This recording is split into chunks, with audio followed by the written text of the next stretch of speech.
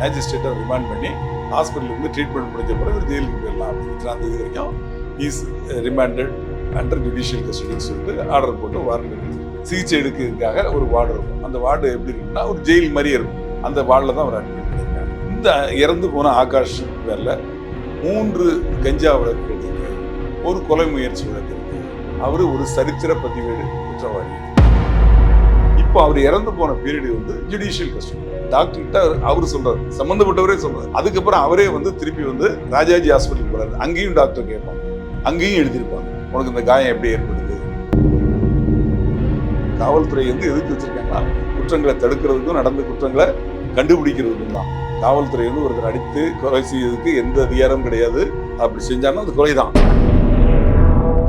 தமிழகத்தின் பல எம்பி எம்எல்ஏக்களின் வெற்றிக்கு வித்திட்ட கிங் 360 தேர்தல் வியூக சாப்ட்வேர் 2026 புதிய வாக்காளர்களின் அப்டேட் விவரங்களுடன் உங்கள் தொகுதியில் உங்கள் வெற்றிக்கு வித்திடுகிறது. உங்கள் வாக்காளர்கள் தொகுதி, பூத், ஆண், பெண், வயது என பல வகைகளில் ஒரே நொடியில் உங்கள் விரல் நுனியில் bulk WhatsApp, bulk voice call, viral தேர்தல் பிரச்சாரங்கள், ட்ரெண்டிங் செய்திகள் என கிங் 360 தேர்தல் வியூக பணிகள் குறித்த விவரங்களுக்கு உடனடியாக இணைந்திடுங்கள். வணக்கம் சார். வணக்கம்.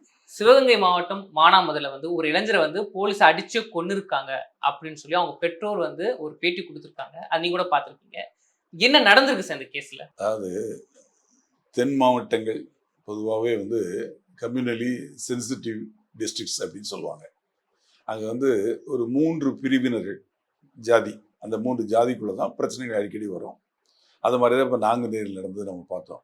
பட் இது வேறு டிஃப்ரெண்ட்டான விஷயம். இங்கே சிவகங்கையில் நடந்தது என்னென்னா, அழகர் அப்படிங்கிறவர் வந்து அவர் நண்பரோடு போகிறப்போ இந்த ஆகாஷ் டெலிசன் அப்படிங்கிறவரும் குணா என்கிறவரும் கொலைவெறி தாக்குதலோடு அவரை தாக்கியிருக்கிறதாகவும், அவர் வந்து காயம்பட்டு ஹாஸ்பிட்டல் இருக்கார். அவர் வந்து வாக்குமூலம் கொடுத்து அதில் வழக்கு பதிவு பண்ணியிருக்காங்க. அதாவது அட்டெம்ப்ட் டு மர்டர், கொலை முயற்சி வழக்கு. அந்த வழக்கில் வந்து மானாமதுரை காவல் வந்து வழக்கு பதிவு செஞ்சு இவரை அரெஸ்ட் பண்ண போகிறாங்க ஆகாஷை. அப்போ வந்து ஒரு பாலத்துக்கிட்ட இருந்தவர் கீழே குதிச்சிட்டாரு. இது காவல்துறை கொடுத்த வாக்குமூலம். அதில் கீழே விழுந்ததில் அவர் காலில் காயம்பட்டுச்சு.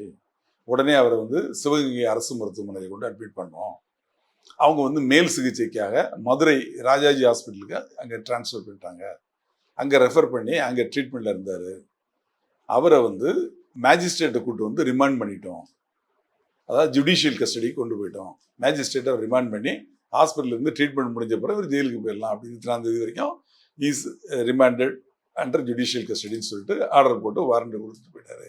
அங்கே வந்து ராஜாஜி கவர்மெண்ட் ஹாஸ்பிட்டலில் மதுரையில் வந்து கான்விக்ட் வார்டு அப்படின்னு இருக்கும். எப்படின்னா இது மாதிரி சிறையில் இருக்கிறவங்க சிகிச்சை எடுக்கிறதுக்காக ஒரு வார்டு இருக்கும். அந்த வார்டு எப்படி இருக்கும்னா ஒரு ஜெயில் மாதிரியே இருக்கும். அதுக்குள்ளே யாருமே போக முடியாது. அவங்க மட்டும்தான் இருப்பாங்க. அவங்களுக்கு காவலர்கள் இருப்பாங்க. டாக்டர்ஸு, அந்த நர்ஸ் அவங்க தான் இருப்பாங்க. அங்கே அந்த வார்டில் தான் அவர் அட்மிட் பண்ணியிருக்காங்க. அங்கே இருந்தவர் வந்து நேற்று அதிகாலை 5:45 மணிக்கு மூச்சு திணறல் ஏற்பட்டு இறந்து போயிருக்காரு அப்படின்னு சொல்லி காவல்துறை சொல்றாங்க. இன்னும் சில விஷயங்களையும் அவங்க காவல்துறையோட அறிக்கையில சொல்லியிருக்காங்க. என்ன சொல்லியிருக்காங்க அப்படின்னா, இந்த அழகரும் இந்த இறந்து போன ஆகாஷும் ஒரே சமுதாயத்தை சேர்ந்தவங்க. இந்த இறந்து போன ஆகாஷ் பேர்ல 3 கஞ்சா வழக்குகள் இருக்கு, ஒரு கொலை முயற்சி வழக்கு இருக்கு. அவரு ஒரு சரித்திர பதிவேடு குற்றவாளி அப்படின்னு சொல்லி சொல்றாங்க. இதுக்கு அடுத்த நடவடிக்கை என்னவா இருக்கும் அப்படின்னா, அவர் இறந்து போனார் இல்லையா, அது குறித்து ஒரு வழக்கு பதிவு செய்யப்படும். கைது பண்ணி காவல்துறை அவங்க கஸ்டடியில் வச்சிருந்தாங்கன்னா அதுக்கு பேர் போலீஸ் கஸ்டடி.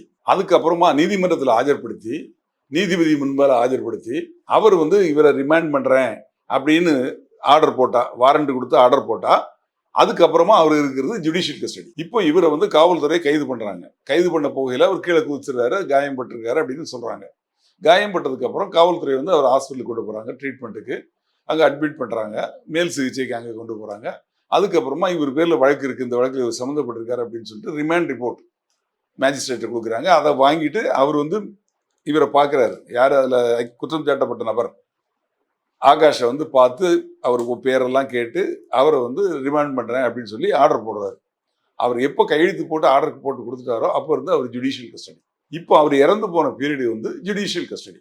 பட் போலீஸ் கஸ்டடியோ ஜுடிஷியல் கஸ்டடியோ அதில் இறந்து போனாங்கன்னா அதுக்கு என்ன முறை அப்படிங்கிறத நான் சொல்கிறேன்.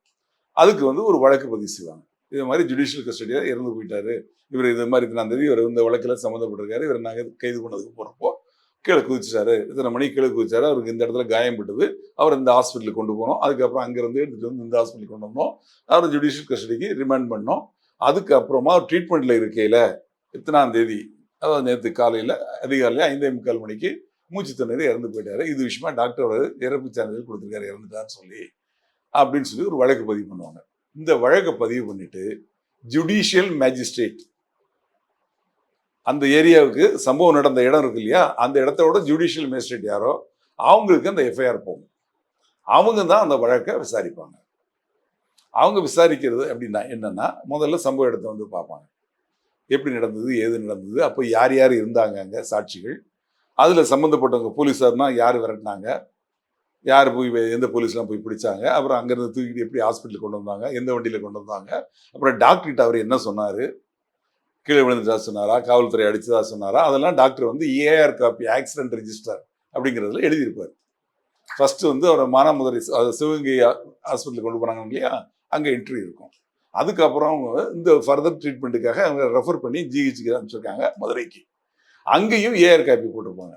அப்போ இவர் பேசக்கூடிய நிலைமையில் இருந்தாரா, இவரை வந்து இப்போ டாக்டர் விசாரிக்கப்போ ஏதாவது பேஷண்ட் இஸ் ஓரியன்ட் அது பேசுகிறாரா, அப்போ அவர் என்ன சொன்னார், alleged to have been assaulted by போலீஸா, இல்லை alleged to have been fallen from a bridge while attempting the arrest அப்படிங்கிற மாதிரி சொல்கிறாரா அப்படிங்கிறதெல்லாம் அவர் டாக்டர் எழுதியிருப்பார்.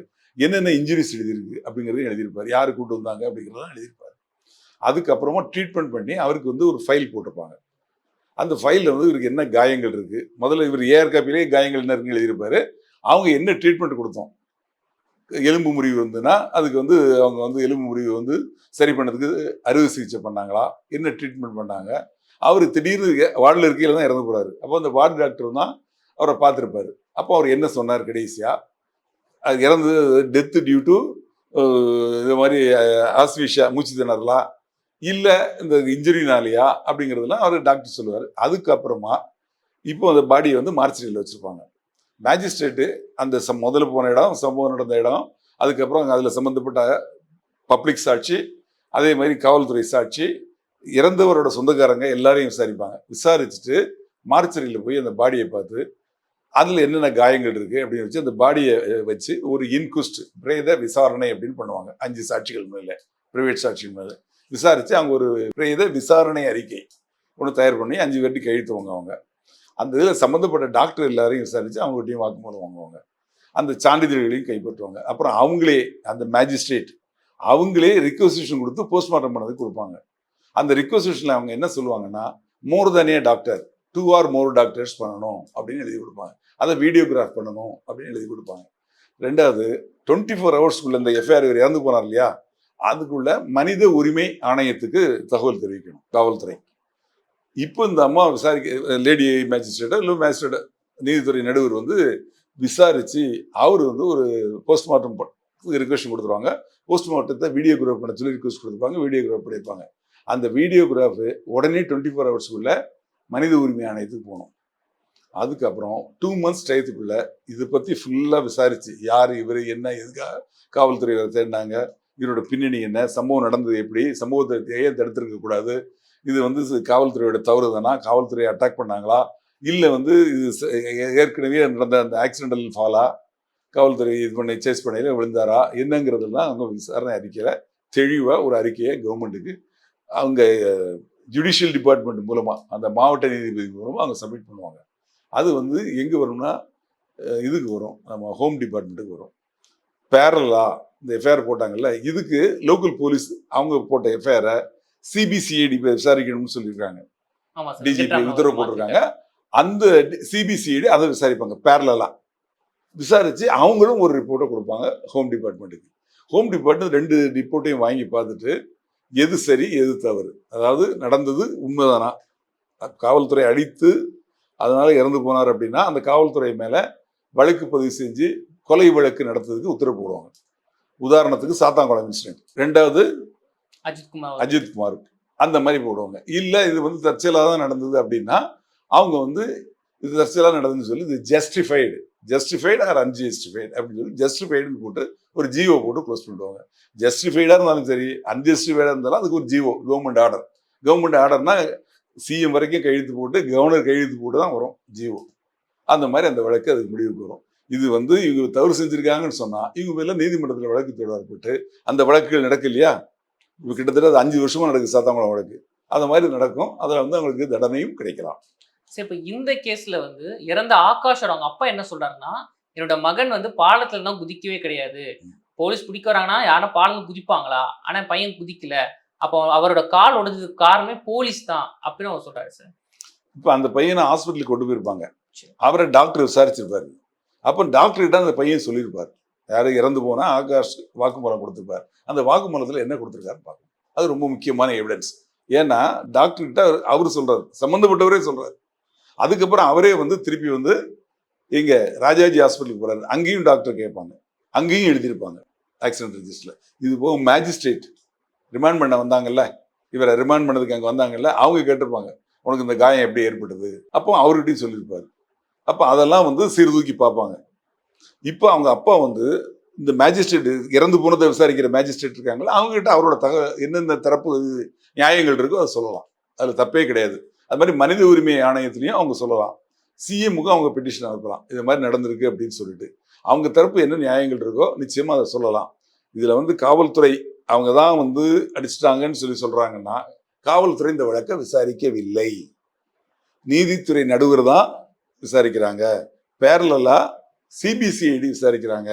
2 விசாரணையும் சேர்த்து உள்துறை, அது வேற டிபார்ட்மெண்ட், அவங்க தான் இந்த முடிவுக்கு வராங்க. அதனால அவர் அது மாதிரி அடித்து கொல்லப்பட்டிருந்தா நிச்சயமா அது தவறான விஷயம். காவல்துறைக்கு அந்த அதிகாரம் கிடையாது. அதுல எனக்கு உடன்பாடே கிடையாது. காவல்துறை ஒருத்தர் அடித்து கொலை செய்யறதுக்கு எந்த அதிகாரமும் கிடையாது. அது கொலைக்கு தான். அப்படி செஞ்சாலும் அது கொலைதான். மற்றவங்க கொலை செஞ்சா என்ன தண்டனையோ அது அவங்களுக்கு நிச்சயமா கிடைக்கணும். அதுல மாற்றுக்கிறதே கிடையாது. காவல்துறை எதுக்கு வச்சிருக்காங்கன்னா, குற்றங்களை தடுக்கிறதுக்கும் நடந்த குற்றங்களை கண்டுபிடிக்கிறதுக்கும் தான். நீதிபதிக்கு தான், நீதிமன்றத்துக்கு தான் தண்டனை கொடுக்கக்கூடிய அதிகாரம் இருக்கு. அதுவும் கூட நீதிமன்றமே மரண தண்டனை கொடுக்கணும்னா, ஒரு நீதிமன்றம் கொடுத்தனா அது இன்னொரு நீதிமன்றம் கன்ஃபார்ம் பண்ணணும். செஷன்ஸ் கோர்ட் கொடுத்ததுன்னா ஹைகோர்ட் அதை கன்ஃபார்ம் பண்ணணும். அப்போதான் அந்த நீதிமன்றங்கள் கொடுக்கக்கூடிய தீர்ப்புகளே இது மாதிரி ஆகும். நிர்பயா வழக்கில் அவங்கள தூக்குல போட சொல்லி அந்த விசாரணை நீதிமன்றம், அதாவது செஷன்ஸ் கோர்ட் உத்தரவு போட்டு அவங்க அப்பீல் பண்ணி 7 வருஷம் அந்த தூக்கு தண்டனை நிறைவேற்றப்படலை. அப்புறம் 7.5 வருஷம் முடிஞ்சு அடுத்த நாள் காலையில் 5 மணிக்கு தூக்கு தண்டனை கொடுக்கணும்னு நிறைவேற்றுறதுக்கு ரெடி பண்ணி வச்சிருக்காங்க. ராத்திரி 1 மணி வரைக்கும் அப்பீல் நடக்குது கோர்ட்ல. ஆக அந்த மாதிரி நீதிமன்றங்கள் கொடுக்கக்கூடிய தண்டனையே அது மாதிரி பண்றாங்கன்னா, காவல்துறைக்கு நிச்சயமா அந்த அதிகாரம் கிடையாது. அப்படி செஞ்சிருந்தாங்கன்னா, நான் காவல்துறைக்கு சப்போர்ட்டா பேசல, செஞ்சிருந்தாங்கன்னா தப்பு. ஆனா செஞ்சிருக்காங்களா இல்லையாங்கிறத விசாரிக்க போறாங்க. விசாரிச்சு உண்மை தெரியாது. ஆகாஷோட தாயாருக்கு ஒரு பேட்டி கொடுத்து என்னங்கன்னா, என்னோட மகன் கிடைச்சா அந்த ஆய்வாளர் சொல்ற இன்ஸ்பெக்டர் நான் அடிச்சே கொன்னுருவேன் அப்படின்னு. இந்த விசாரணையின் போது போலீஸார் குற்றவாளி அடிக்கிறது, சில நேரங்கள் பாத்ரூம் வழுக்கி விழுந்துட்டு கை கால் முடிஞ்சிருக்கு அப்படின்னு விஷயம் நீங்க கேள்விப்பட்டிருப்பீங்க. இதெல்லாம் எப்படி பாக்குறீங்க சார்? இப்போ அவங்க தாயாருக்கு ஒரு வாய்ப்பு இருக்கு. ஒரு நீதிபதி விசாரிக்கிறாங்க அவங்க கிட்ட இவங்க என்ன நடந்தது, எப்போ அந்த இன்ஸ்பெக்டர் மிரட்டினாரு, அப்போ யாரெல்லாம் கூட இருந்தாங்க அப்படிங்கிற தகவலை அவங்க சொல்லலாம். அதே மாதிரி அவங்க மனித உரிமை ஆணையத்தையும் நாடலாம். அவங்க ஹைகோர்ட்லையும் வழக்கு தொடரலாம். சிஎம் அவங்களுக்கும் பெட்டிஷன் அனுப்பலாம், நேரடியாக பார்த்து கொடுக்கலாம். தவறு நடந்திருந்தால் தவறு தான், அதில் மாறுபட்ட கருத்தே கிடையாது. இப்போ நீங்க சொல்றீங்களே பாத்ரூம்ல வழுக்கி விழுந்தாங்கன்னு, அந்த காயம்பட்ட நபர் டாக்டர்கிட்ட போய் அவரை ஆஜர்படுத்தி சர்டிஃபிகேட் வாங்கி அதுக்கப்புறம் மேஜிஸ்ட்ரேட்டை ஆஜர்படுத்தி மேஜிஸ்ட்ரேட் அவரை விசாரிப்பார், உனக்கு எப்படி இந்த காயம் ஏற்பட்டது. டாக்டர்கிட்ட வரையில டாக்டர் விசாரிப்பார். அதுக்கு ஆமா, அதுக்கப்புறம் அவரை ஜெயிலில் கொண்டு விடையில ஜெயிலில் எப்படி இந்த காயம் ஏற்பட்டது, அதோட சர்டிஃபிகேட் எங்க, உனக்கு எப்படி நடந்ததுன்னு கேட்டு அவங்களும் ரெக்கார்ட் பண்ணுவாங்க. அப்போ அவங்க இதை சொல்லலாம், இது மாதிரி என்னை காவல்துறை அடிச்சாங்க, இல்லை நான் உண்மையிலே வழுக்கி விழுந்துட்டேன். அதனால அந்த மாதிரி வாய்ப்புகள் இருக்கு. அதுக்கப்புறம் ஜாமீனில் வெளியே கூட அவர் சொல்லலாம். ஆக ஒரு பிரச்சனை அப்படிங்கிறப்போ அதை சொல்ல வேண்டிய இடத்துல சொல்லி அதுக்குள்ள தீர்வு காண்றதுதான் முறையா. ஓகே, இந்த கேஸை மக்கள் பார்த்தப்ப என்ன சொல்றாங்கன்னா, இறந்தது ஒரு குற்றவாளி, அவரை ஒரு கிரைம் இஷ்யூல தான் அரெஸ்ட் ஆயிருக்காரு, அவர் இறந்ததுக்கு போய் போராட்டம்லாம் பண்ணுமா அப்படின்னு சில பேர் கேள்வி கேட்குறாங்க சார். இந்த ஒரு விஷயத்தை நீங்க எப்படி பாக்குறீங்க, அதுக்கு என்ன பதில் சொல்றீங்க சார்? ஒரு உயிரை போக்குறதுக்கு காவல்துறைக்கு உரிமை கிடையாது. ஏற்கனவே நான் சொன்னேன், காவல்துறைக்கு அப்படி வந்து காவல்துறை அடித்து தான் இறந்து போயிருக்காரு அப்படின்னு உண்மைன்னு தெரிய வந்ததுன்னா நான் என்ன சொல்கிறேன், அவங்க மேலே நடவடிக்கை எடுங்க. ஒரு கொலையாளிக்கு என்ன நடவடிக்கை உண்டோ அந்த நடவடிக்கை எடுத்து நீதிமன்றத்தில் கொண்டு நிறுத்துங்க, தண்டனை வாங்கி கொடுங்க. அதாவது காவல்துறை வந்து செஞ்சது நியாயம் அப்படின்னு நான் சொல்லலை. ஆனால் இதில் என்ன நடந்திருக்குங்கிறத விசாரிக்கிறாங்க. விசாரித்ததுக்கு அப்புறம் தான் உண்மை தெரிய வரும். சார் பொதுவான ஒரு கேள்வி சார், தென் மாவட்டங்களில் லாக்அப் டெத் கேஸ் அதிகரிக்கிறதா அப்படின்னு மக்கள் கேள்வி கேட்குறாங்க. ஏன்னா அஜித்குமாரோட இறப்பா இருக்கட்டும், ஜெயராஜோட இறப்பா இருக்கட்டும், இப்போ இவரோட ஆகாஷ் இறப்பு, இதெல்லாம் பார்க்கும்போது தென் மாவட்டங்கள் லாக்அப் டெத் அதிகரிக்கிறது, இது காரணம் யாரு அப்படின்னு மக்கள் கேள்வி கேட்குறாங்க. அதுக்கு உங்கள் பதில் என்ன சார்? அதாவது லாக்அப் டெத் அப்படிங்கிறது தடுக்கப்பட வேண்டிய விஷயம். காவல்துறையோட கவனமின்மையினாலும் பொறுப்பின்மையினாலும் ஹை ஹேண்டட் அவங்க பண்ணுறதுனாலையும் தான் நடக்குது. இது தென் மாவட்டங்களில் மட்டும் நடக்கலை, ஏன் சென்னையிலையும் நடந்தது, G5 செக்ரட்டரியேட் காலனியில் நடந்தது, அது தமிழ்நாடு முழுக்கும் நடக்குது. ஆனால் எங்கே நடந்தாலும் அது நியாயம் கிடையாது. அதுக்கு வந்து நிச்சயமாக வந்து நான் வந்து சப்போர்ட் பண்ணிலாம் காவல்துறைக்கு பேச மாட்டேன். லாக்அப் மரணங்கள் அப்படிங்கிறது தவிர்க்கப்பட வேண்டியது. கிட்டத்தட்ட 25 27 இந்த ஆட்சி வந்ததுக்கப்புறம் வந்திருக்குலாம் சொல்கிறாங்க. அது எந்த அளவுக்கு எனக்கு கரெக்டுன்னு தெரியல. நிச்சயமாக அது சிஆர்பியில் அவங்க இது வச்சுருப்பாங்க, NCRBயில் டேட்டா இருக்கும். அது எங்கே இருந்தாலும் ஒரு மரணம் நடந்தாலும் தவறு தான், அது தடுக்கப்பட வேண்டியதுதான். அதில் சம்மந்தப்பட்டவங்க பேரில் நீதிமன்றம் மூலம் சரியான நடவடிக்கை எடுக்க வேண்டியது, அதில் மாற்றுக்கிறதே கிடையாது. சரி, நீங்கள் வீடியோ ஸ்டார்ட்னு ஒரு விஷயம் சொன்னீங்க, தென் மாவட்டங்களில் வந்து இந்த மாதிரி இஷ்யூக்கள் அதிகமாக ஆகுது அப்படின்னு. அங்கே ஜாதி கலவரங்க நான் சொன்னது. அதான் சார், அவன் தென் மாவட்டங்களை பார்க்கும்போது அங்கே வந்து பாதுகாப்பு அச்சுறுத்தல் வந்து அதிகமாக இருக்குது. ஏன்னா இப்போ நாங்குநேரி இஷ்யூ நீங்கள் கேள்விப்பட்டிருப்பீங்க, சிவகங்கை மாவட்டம் நடந்தது. இன்னொரு வாரத்துக்கு முன்னாடி வந்து பைக்ல வந்து ஒரு 3 பேர் வந்து ஒருத்தர் வெட்டியிருக்காங்க, அது தடுக்க வந்தவங்களையும் வெட்டியிருக்காங்க. இந்த மாதிரி சம்பவங்கள் சிவகங்கை சுற்றிக்க மாவட்டம் அதிகமா நடக்குது. அப்போ அங்க பாதுகாப்பு இல்லையா? பாதுகாப்பு தர வேண்டிய போலீஸ் தர முடியலையா? அதுல அதாவது அங்க நடக்கக்கூடிய விஷயங்களை நல்லா புரிஞ்சுக்கிடுங்க. ஜாதிய பிரச்சனைகள், தென் மாவட்டங்களில் உள்ள பிரச்சனைகள் இருந்து அந்த குழந்தைகள்ல இருந்தே ஜாதிய இது அவங்களுக்கு ஊட்டப்படுது. அதோட விளைவு தான் இப்போ நீங்க சொல்ல சம்பவங்கள். இதுல நடந்து பாருங்க, நாங்குநேரியில் நடந்ததெல்லாம். இதுக்கு காரணம் 2-3 விஷயங்களை சொல்லணும். ஒன்று, மக்கள் மாறணும். 2வது, அரசாங்கம் வந்து இதெல்லாம் தடுக்கிறதுக்கு நடவடிக்கை எடுக்கணும். பள்ளியில கூட அந்த வேற்றுமைகள்லாம் பார்க்கப்படுது. பள்ளியில் படித்த அந்த சின்னத்துறைங்கிற பையன் வெட்டப்பட்டார் இல்லையா? அதனால கல்வித்துறை, காவல்துறை, அது மட்டும் இல்லை, பொதுமக்கள் அவங்களோட மனசு மாறணும். இந்த ஜாதி அந்த ஜாதின்னு இல்லாமல் எல்லாரும் ஒரே ஜாதி தான் அப்படிங்கிற ஒரு சூழ்நிலை வரணும். நீங்கள் பொண்ணு கொடுக்கையில, பொண்ணு எடுக்கையில, இல்லை சர்டிஃபிகேட் கொடுக்கையில ஜாதியை கொடுத்துங்க. ஆனால் மற்றபடி எல்லாருமே ஒரு ஊரில் பிறந்து ஒன்றா வளர்ற, எல்லா உடம்புலையும் ரத்தம் தான் ஓடுது. அதை வந்து ஏன் பாகுபாடு பார்க்கணும்? அதனால எந்த பிரச்சனைகள் வருது? இப்படி ஊட்டுறதுனால என்ன ஏற்படுதுன்னா, இந்த ஜாதி உயர்ந்த ஜாதி, அந்த ஜாதி தாழ்ந்த ஜாதி, இப்படி மாறி மாறி வெட்டு குத்து கொலைங்கிறது தொடர்ந்து நடக்குது. அதை தடுக்கிறது அரசாங்கம் கடுமையான நடவடிக்கை எடுக்கணும். அது நடவடிக்கை எடுத்து பொதுமக்களோட மனசையும் மாற்றணும். குழந்தைகளுக்கு இந்த மாதிரி உணர்வுகள் ஊட்டப்படாமல் இருக்கணும். அதுக்கு வந்து கல்விச்சாலைகளில் ரொம்ப கவனமாக இருக்கணும். இது அரசாங்கம் வந்து கடும் நடவடிக்கை எடுக்கணும். அதில் மாற்றுக்கிறதே எனக்கு கிடையாது. ஆனால் அங்கே இருக்க மக்கள் தரப்பு என்ன சொல்றாங்கன்னா, போலீஸார் அங்கே வந்து ஃப்ரீடமாக செயல்பட முடியல, போலீஸார் நடவடிக்கை எடுக்க பார்த்தாலும் வந்து அதை குறைக்க முடியல. அப்போ வந்து யார் மேலே தவறு? அதுலயும் பிரச்சனைகள் இருக்கு. என்ன அப்படின்னா, 3 ஜாதி அவங்களுக்குள்ளதான் பிரச்சனை. இந்த 3 ஜாதி தான் அதிகமாக இருக்காங்க தென் மாவட்டங்களில். இந்த 3 ஜாதியில யாராவது ஒருத்தர் அங்கே இன்ஸ்பெக்டர் இருக்காருன்னு வைங்க, மற்ற 2 ஜாதிக்காரங்களும் இன்ஸ்பெக்டருக்கு எதிரி ஆயிடுவாங்க. இன்ஸ்பெக்டர் செய்யறதுலாம் தவறு அப்படின்னு அவங்க பார்க்க ஆரம்பிச்சிருவாங்க அவங்களுக்குள்ளே. ஆமா, ஆட்டோமேட்டிக்கா ஒரு காவல் நிலையத்திலேயே 50 காவலர்கள் இருக்கான்னு வைங்க, இந்த 3 பிரிவு தான் ஜாஸ்தி இருப்பாங்க. அப்போ இந்த இன்ஸ்பெக்டர் வந்து ஒரு ஜாதி, இந்த 3ல ஒரு ஜாதியா இருந்தாருன்னா அவருக்கு 2 ஜாதி வந்து ஆட்டோமேட்டிக்கா அங்க இருக்க காவலர்களே எகென்ஸ்ட் ஆயிடுவாங்க. அதாவது காவல்துறைகளுக்குள்ளேயும் ஜாதி பார்க்கப்படுது. அப்படி அதாவது காவல்துறையில் இருக்கக்கூடியவங்களும் அவங்க தானே, பொதுமக்களும் அவங்க தானே. அப்போ இன்ஸ்பெக்டர், டிஎஸ்பி, ஆர்டிஓ, தாசில்தார், இவங்க எல்லாரும் என்ன பண்ணாரு, கலைஞர் சிஎம் இருக்கையில் இதே மாதிரி இந்த 3 ஜாதிக்குள்ள மாறி மாறி வெட்டி 100கணக்கான கொலைகள். அப்போ என்ன பண்ணாரு, இந்த 3 ஜாதியை சேர்ந்த யாரும் அந்த மாவட்டங்களில் வேலை செய்யக்கூடாது, எல்லாரும் வட மாவட்டங்களுக்கும் மேற்கு மாவட்டங்களுக்கும் மாற்றி விட்டாரு. சுத்தமான அனுபவிச்சு. அது மாதிரி அரசாங்கம் வந்து இதில் எப்படி செயல்பட்டா பிரச்சனைகளை சரி பண்ணலாம் அப்படின்னு யோசனை பண்ணி செய்யணும். இப்போ அந்த இன்ஸ்பெக்டர் நல்லவராகவே இருந்தாலும் கூட அவர் தவறாக தான் பார்க்கப்படுவார். அதே மாதிரி சில இடங்களில் போய் இந்த ஆப்போசிட் கம்யூனிட்டி சேர்ந்தவங்க போய் அக்யூஸ்டே பிடிக்க முடியாத ஒரு சூழ்நிலை கூட வரும். வேற காரணங்கள் சொல்லப்படும், உருவாக்கப்படும். அதனால இதுக்கு வந்து சரியான தீர்வை வந்து அரசாங்கம் எடுக்கணும். முடிவு எடுத்தாதான் காவல்துறைங்கிறது வந்து அரசு என்ன உத்தரவு கொடுக்குறாங்களோ அதுதான் நிறைவேற்ற முடியும். ஆனால் முடிவு எடுக்கிறது அரசாங்கமாக இருக்கணும். அரசாங்கம் முடிவெடுத்து இப்படி செய்யுங்க அப்படின்னு சொல்லி உத்தரவு போட்டால் அதை மாதிரி செஞ்சால் இதை மாதிரி பிரச்சனைகள் நடக்காமல் இருந்தால் ரொம்ப சந்தோஷம். நன்றி சார். ஆகாஷ் அவர்கள மரண வழக்கை பற்றி நிறைய விஷயங்கள் வந்து பகிர்ந்துக்கிட்டீங்க. நன்றி. தொடர்ந்து பேசுவோம். வணக்கம்.